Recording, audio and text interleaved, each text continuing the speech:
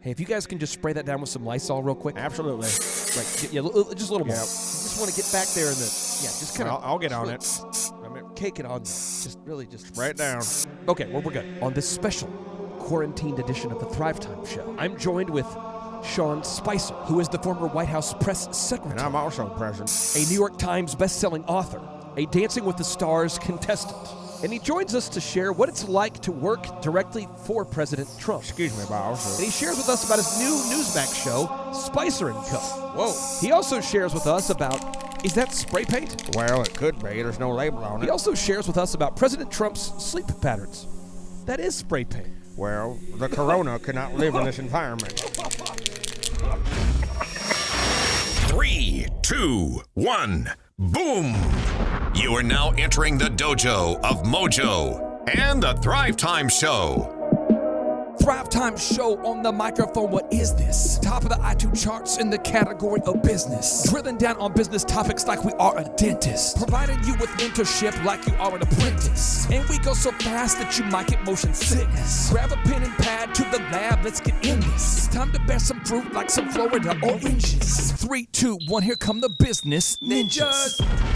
Sonic boom! Yes, and yes. Thrive Nation, on today's show, we're interviewing the former White House press secretary and the Dancing with the Stars star, the incredible one and only Sean Spicer, the spicy one. Welcome onto the show. How are you, sir? I am well. How are you doing? I assume self-quarantining. Oh, I am self-quarantining like you wouldn't believe, my friend. Nobody's more clean than myself. I've got Lysol everywhere. Guys, spray it down over there. Okay. No, over there. I'll get it. Is that spray paint? It'll kill the corona. It will kill it. I don't know if spray paint helps kill viruses. I can't breathe. There's too much. Now, I understand that you are a huge Patriots fan and a huge Red Sox fan. Is this correct? It is. It is a dark time for us, though. I think we've gotten rid of the entire starting lineup, though. Well, let's do this here. I want to start off. A lot of people know you from the White House press secretary days there working with President Trump. What have you been doing since then for the listeners out there that might have lost track of what you've been up to since you've moved on from that position? So, well, thanks for asking. Yeah. I left the White House September 1st of 2017. I wrote a book called The Briefing, which took up a lot of time and went out in that July and then went on a book tour. I also started two firms, one of which is just a strategic consulting firm, and the other one is a political firm called Point One. It's we advise Republican political candidates up and down the ballot, specifically with their mail strategy. So all that stuff that clogs your mailbox, that's us. And then last year, I was a contestant on season 28 of Dancing with the Stars, and although I kind of knew it from the outset, I realized real quick I have no future in dancing. And so since then, on Super Tuesday of this year, I launched a new show starting every weeknight, 6 o'clock on Newsmax television. And tell us about the new show. If somebody out there says, I want to check out the new show, what's the new show about? So the new show is basically a combination of a talk show and a discussion kind of show merged together. And what I mean by that is a lot of times you'll see a host. Their job is to be neutral, to get out there and interview guests. And we do that, but we also do it with a host, myself, who has been in the arena in the game. I spent 25 years plus in Washington, D.C., working on campaigns, working on the National Party, in the White House, 21 years in the military.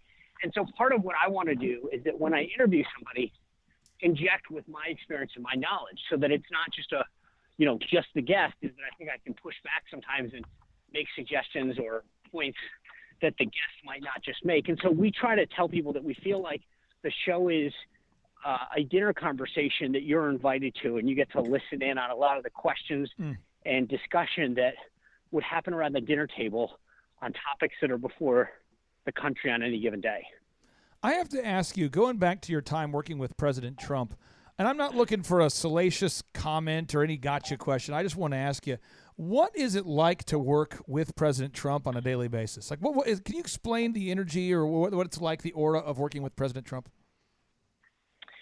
Yeah, it's a great question because I don't think it's an easy answer because there are some days that it was really fun and exciting and different, and there are some days when it was some of the most intense pressure cooked kind of days and hours that I've ever experienced. And, you know, I will say what I always tell people about Trump is that you know where you stand with him. There were days when I knew I was in the doghouse and he let me know. And then there are days where, you know, he would sit there and heap praise on you for a job well done. And it wasn't so, you know, you always knew where you stood with the guy.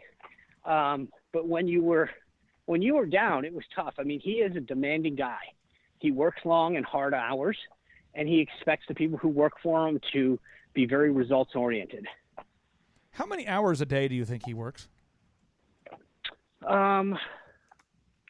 Let's put it this way. I think there's no question he's up before 6.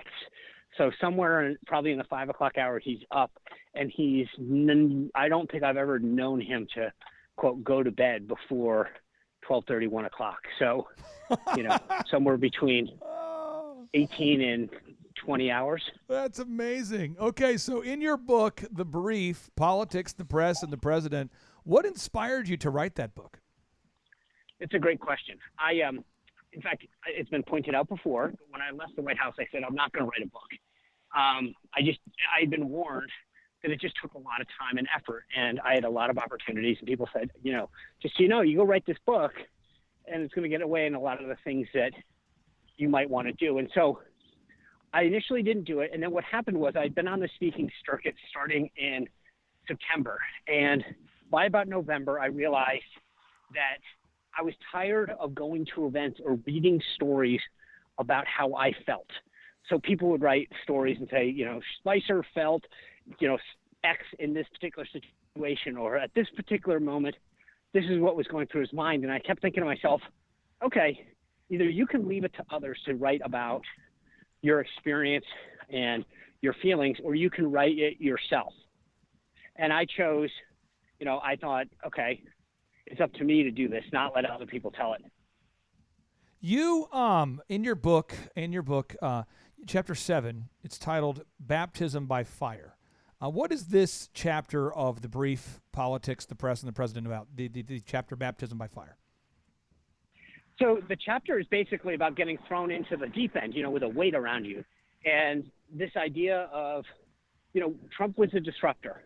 And so you go into, I've been brought up, you know, to some degree, if you will, in the establishment of the party. And I'd worked for 3 years in the Bush White House. And so there's this sense of how things were supposed to work. And Trump was basically throwing out the entire rule book on how things were supposed to work and was going to do it his way. And so for me, it was a baptism by fire because you were trying to do what you thought was supposed to happen.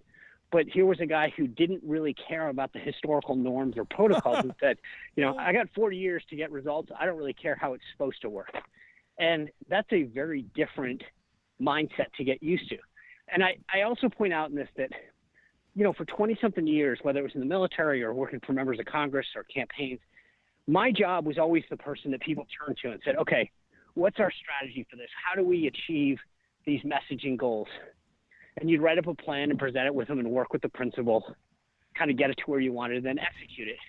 The thing that was so different with Trump is he knew what he wanted to do, how he wanted to do it, and your job was sort of to support it, to reinforce it, not to lead it. And so it's a very, very different dynamic. I mean, it's almost like hiring a lawyer to plead your case, and then the lawyer sits there while you draft out the opening, closing arguments and what witnesses to call and how to script it, and you just say, okay, lawyer, you know, follow along. That's kind of what it was. What can you give one example of how President Bush, who I have a lot of respect for, and President Trump did something different? It could be something just little, something big. What is one thing they did differently? Because they're both guys who I admire, but what do they do differently from each other?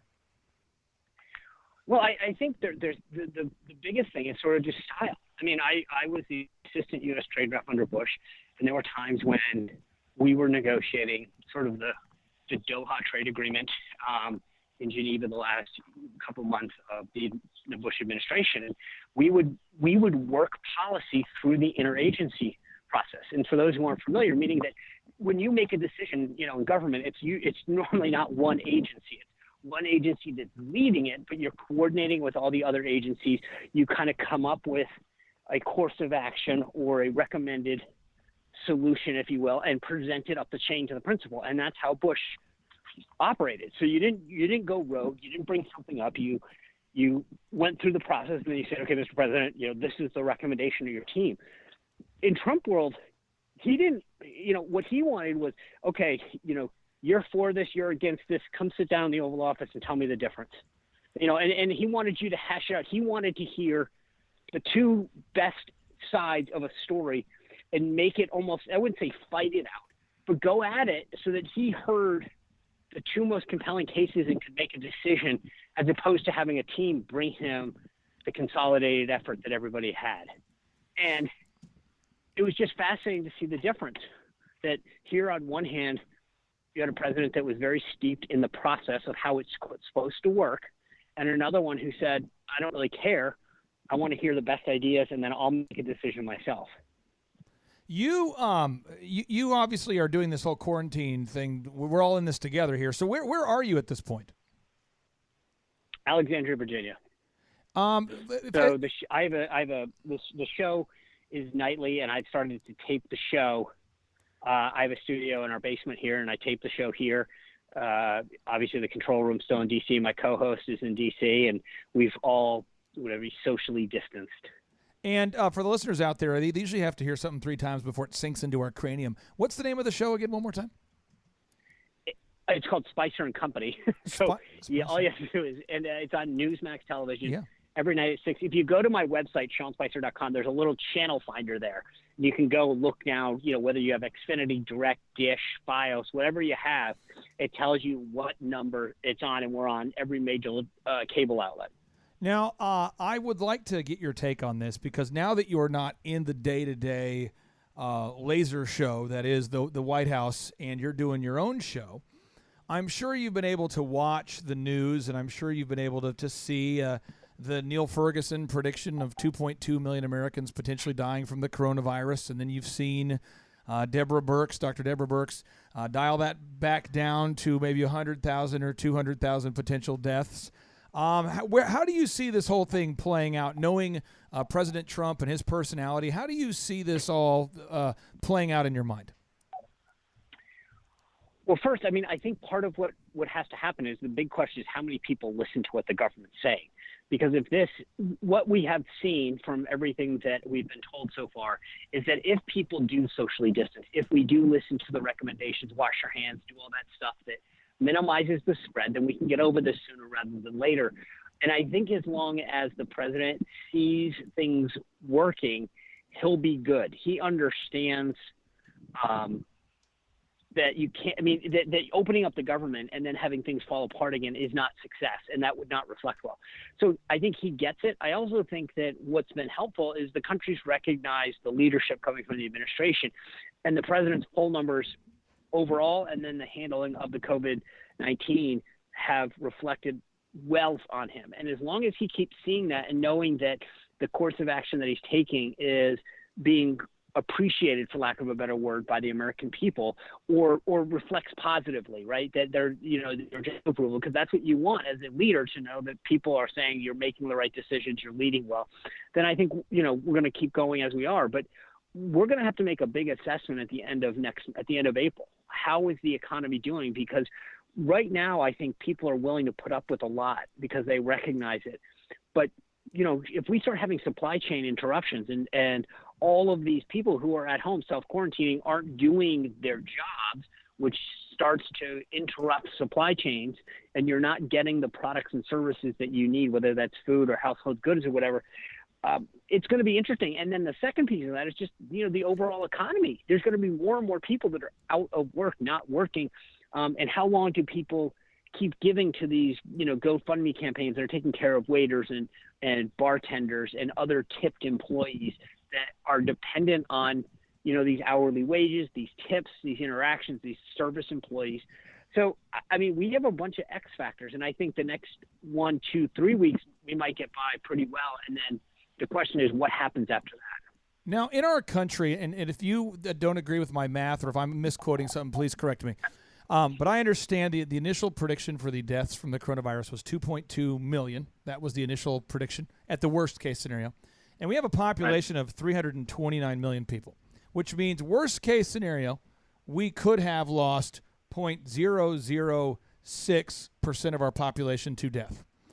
Based on our current trending, because the average American, according to Forbes, lives check to check. 78% of Americans are check to check. What number of people is acceptable for an administration to lose when we know the common flu wipes out 80,000 people a year? In your mind, having been in the White House seeing this, what is an acceptable number? Because the people who listen to this show know that my acceptable number of deaths is very high to keep the economy going. But my worldview is shared with very few people. So what is your take on that number that's an acceptable number? The way you phrase the question is very interesting, because if you stack up the number of deaths related to COVID against, let's say people who, drown in a swimming pool or people who get in an automobile accident, it may not be that big relative, but I think because of the media attention, right? Yeah. It's exacerbated, and that's the issue. It's that it's not just relative to X, what other deaths people have gone by, and whether it's cars or acts of violence, what have you. Because when the media is completely fixated on this, then that attention exacerbates each and every one of those deaths, right? So think about it. You're hearing, the first veteran died the other day, or not veteran, but active duty service person in New Jersey. And that would normally not even merit a news story had the person passed away from an automobile accident or from some illness. But because it's this unknown virus that's taken hold worldwide, it's going to get attention. And so you're going to see these deaths play out a lot more than they would. And so to answer your question, I think it's got to be a much lower number, because the number ticks up and no one stops. Let's be honest. I mean, nobody stops when you hear the news and it's this person died or this home. I just heard another nursing home had X number of folks, and I forgot which state it was earlier today. And it still causes you to go, oh my gosh, how tragic is that? No one stops in these kind of conversations and goes, well, that X number of people, died from cancer last week. That's just not how we think. And I do, and that's why people think I'm a horrible person. That's why I'm happy with who I am. But that's how I think, and you're correct. No one thinks that way. Nobody thinks that way. You are 100% correct. Why don't we think that way? Oh, God. I don't know. I'm not a psychologist. No, I just want to get your take. I love your takes. Because I think part of it is these arcs, right? So let's just take deaths by swimming pool, right? So I'm sure in the summer, I don't know what the number is, but I'm sure it's a lot. But it happens over a massive amount of geography. So throughout the country, it happens. And so it doesn't, and a onesie and a twosie don't get the attention that a virus does. Yeah. And I think because it's new, it's novel, right? So to your point about the flu happens every year. Right. I think the number is between 30 and 70,000 people, or 59,000 rather, die every year. So that's baked in. So every time, if people start dying this year from the regular flu, people go, oh, okay, well, that's in line with what normally happens. Because this COVID thing is brand new, every death is on the new thing. God forbid. But if the coronavirus were to hang around for a decade or two, my guess is that by year 9 or 10, we're not approaching each death with even close to the same attention we do now. But it's still novel, and that's what's driving crazy. The attention. What's crazy is that even if 1 million people died of the coronavirus, that's just 0.03% of our population. And it's like, to me, I would be like, if we're going to kill 0.03% of our population, we'll try to help them. But if we can quarantine those people to save our whole economy, to me, it's like a logical thing. But I don't think very few people share my worldview. But I need to go see a therapist, I think. So I'll just hit the boo button here, because I'm sure. Well, I think. Look, I get your point though, because I argue this sometimes when you're talking about other things, where I'll say like, okay, well, relative to others. Yeah. I just think it's very difficult when you're talking about death or injury to say, okay, well, is it a big deal because X number of people died from this disease? So is that? I mean, I think any time that you can prevent a death, we should, right? So I think when you hear something tragic happen, if somebody does, when someone dies because they weren't wearing a seatbelt, no one goes, well, that's in line with last year's numbers. It's still tragic. And I got it. You're correct. Now, I want to illuminate and showcase your genius a little bit more before I let you get back to what you're doing, because your show's going to be a hit because your personality is a hit. I want people to hear the Spicer & Co. flavor here. I want to ask you this. 3 final questions, 2 from me and 1 from Josh. What was it like? What was your daily flow the first hour of every day while working with Trump? The first hour. So I would get up at 5 o'clock in the morning, and I drive straight to the White House. There's this little executive gym. It's like a hotel gym, and reserved just for senior staff. And I would go in there, and I used to joke that it was an insult to the word workout, because I would sit on an elliptical, my feet would go back and forth, and there were a couple TVs in there. I'd have them both on, and I'd have 2 iPhones, and I'd be trying to just go, okay, what happened last night? What am I going to get asked right now? What has the president tweeted? Because, in all honesty, you can know when you're in that kind of a job, I would say 70 to 85, if not 90% of what you do, by 7:30 a.m. What are the morning shows leading with? What is trending on Twitter? Those are what people are going to be asking about, inquiring, and asking for follow-up. So I would spend the first hour trying to get as much of a handle on the day as possible. Okay, Josh, get ready to one-up me here. Sean Spicer, the host of Spicer & Co. Sir, what was your favorite old-school jam in high school? I need to know now. I know it had to be something from U2. Really? Like Joshua Tree kind of thing? Yeah, that was my first concert, actually. So and it was just a big, we were, I had a bunch of guys that U2 got in, and then we also had like this whole Depeche Mode, what was the other one? What was it? Morrissey and all. I mean, there was a whole group of guys that I hung out with it. But I think more than anything, I had the U2 was probably, that was right around when Joshua Tree came out. Yeah. Wow, unbelievable. Okay, Josh, what's your final question here for this spicy one? Hey, Sean, first of all, thanks for your military service, sir. And then with working so closely with President Bush and President Trump, what idiosyncrasy or trait or habit did you see from them that our listeners could implement and learn from that could help grow most of our listeners, small business owners? So what did you learn from them that could be valuable for our listeners? I think Bush was very disciplined. I mean, he was, from everything was regimented in terms of how he operated his day, how he saw people, how he processed information. He is a very disciplined individual. And so that was something that I saw from him.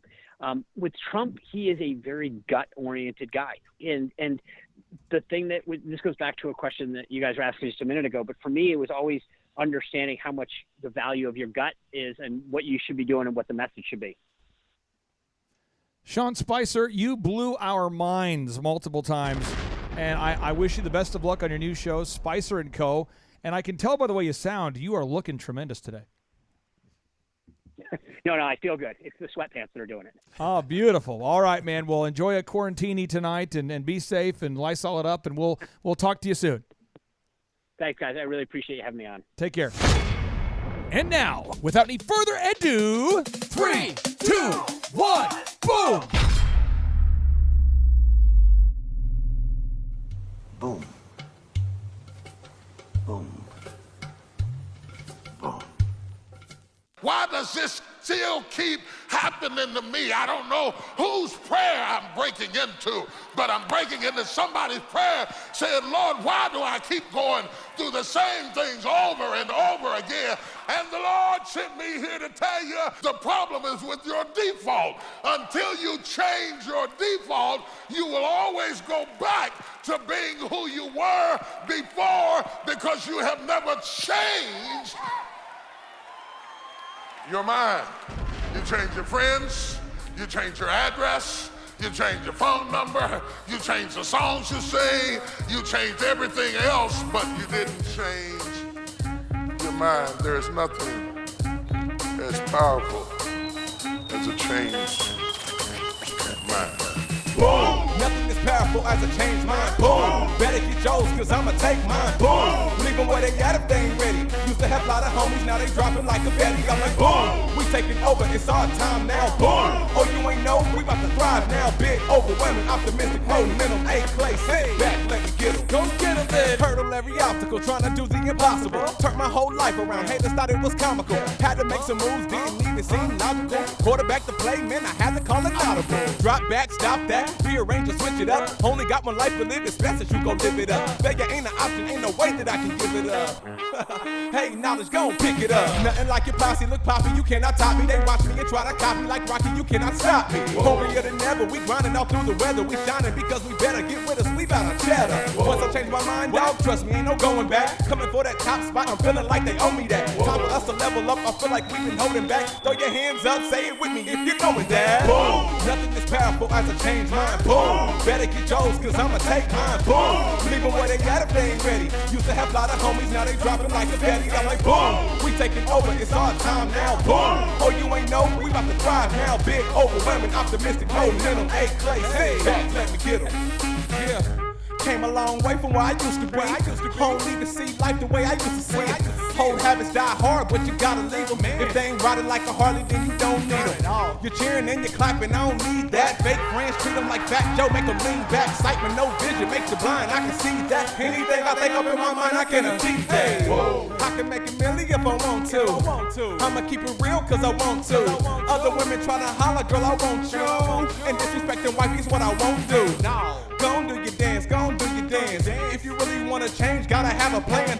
Even when they sit down, I'ma take a stand. Throw your hands up, say it with me if you know it, man. Beliefs become your thoughts, thoughts become your actions. So be intentional about where your passion is focused. There's no hocus pocus. We only live once, man, and you know this. You can't press the rewind, but you can make a beeline to the next level like you're headed for the tree line. I was born in Minnesota, moved to Oklahoma, incorporated both into my rhymes. Now it's time to show ya how a former stuttering student can turn out the raps with a lyrical miracle flow in the cash to match. Yeah, I'm imported, a Minnesota refugee, but I'm consistent as can be as I rap on hip-hop beats, bringing rappers and tax. Even though that I'm wise, I can play that funky music, but I ain't vanilla ice. Here we go, here we go, here we go, full steam.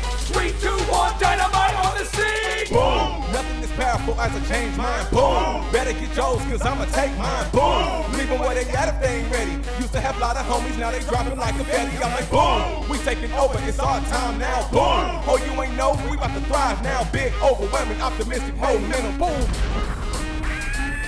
And the Lord sent me here to tell you the problem is with your default. Until you change your default, you will always go back to being who you were before because you have never changed your mind. You change your friends, you change your address, you change your phone number, you change the songs you sing, you changed everything else, but you didn't change your mind. There is nothing as powerful as a changed mind. Hear the rest of T.D. Jakes' incredible, life-changing, and mind-altering sermon, Nothing as Powerful as a Changed Mind Today, by looking up T.D. Jakes on YouTube and typing in Nothing as Powerful as a Changed Mind. You're getting ready to flow. I feel the glory. That is a lyrical miracle rap